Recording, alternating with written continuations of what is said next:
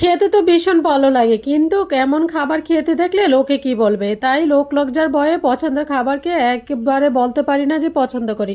এই তো চলে আসলাম দুপুরে রান্না বান্না করব, তার জন্য সকালে ঘুম থেকে উঠি আগে আমি মাছগুলোকে খাবার দিয়ে নিই। প্রতিদিনের কাজই আমার এটা, আসলে দুটোটা একুরি আমি আগে মাছগুলোকে খাবার দিই, তারপরে আমি অন্য অন্য কাজগুলো যেগুলো আছে ওইগুলো করি। আসলে আজকে ভিডিওটা একদম শর্টকাটভাবে করছি। আসলে ওর বাবা একটা পাঙ্কাশ মাছ আনছে, আসলে যেহেতু আরাফাত মাছ খাওয়া একটু একটু করে ট্রাই করে, এই জন্য পাঙ্কাশ মাছটা আনা পড়ে।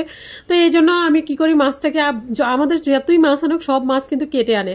তো আমি আবার যেহেতু পাঙ্কাশ মাছটা আবার পরিষ্কার করা যায় না ছোট ছোট পিস হলে, এই জন্য আমি সবসময় বলি পাঙ্কাশ মাছটা আস্তা নিয়ে আসতে। তারপর এটা আমি ভালো করে ঝালি দিয়ে নিয়ে ওয়াশরুমে নিয়ে ঢোলে তারপর পরিষ্কার করে নিই, তাহলে যে উপরে যে লোড বিজলটা আছে এটা সব একদম কেটে যায়। ভালো করে ঘষলে আরও বেশি পরিষ্কার হতো, কিন্তু ঘষার মতো ওইরকম কিছু নেই, এই জন্য আমি ঝালি দিয়ে এটা ভালো করে একদম পরিষ্কার করে নিই। তো যেহেতু অনেকগুলো মাছ এখানে, এই মাছগুলো আমি আরাফাতকে ফ্রাই করে করে একটু একটু করে খাওয়াই, আয়নও পছন্দ করে। আর ওর বাবা আবার এই মাছগুলো খায় না, ও যেদিন এই মাছ রান্না করি হয়তো অন্য কিছু রান্না করতে হয়, আমি আবার মোটামুটি খাই। তা খাই না যে তা না, মানে এখন বাচ্চারা পছন্দ করে, খেতে তো হবে, কি করার। তো এদিকে মাছ দিয়ে টমেটো দিয়ে আলু দিয়ে রান্না করলাম, আর এদিকে হয়েছে আমি ডিম বুনা করে নিতেছি ওর বাবার জন্য।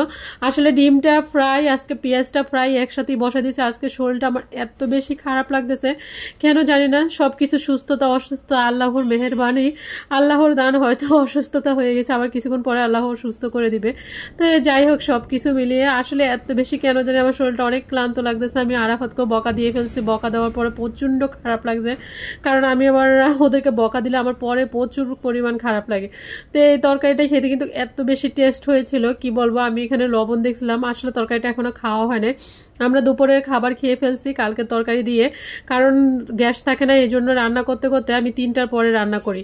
তো এদিকে সব রকম রান্না হয়ে গেছে, রান্না করার পরে আমি কিছুটা সময় রেস্ট নিয়েছি, রেস্ট নেওয়ার পরে তারপরে হয়েছে আমি এখানে পিঠা বানানোর জন্য, তেলের পিঠা বানানোর জন্য আমি ড্রোটা করে রাখছিলাম। আসলে কেন জানি আমার তেলের পিঠাগুলো হয় না, একদম একদম বাজে অবস্থা হয়, কিন্তু আলহামদুলিল্লাহ যেরকমই হয় এই পিঠাগুলা খেতে কেন জানি আয়ান আরাফাত ওর বাবা অনেক বেশি পছন্দ করে, আমি নিজেও জানি না।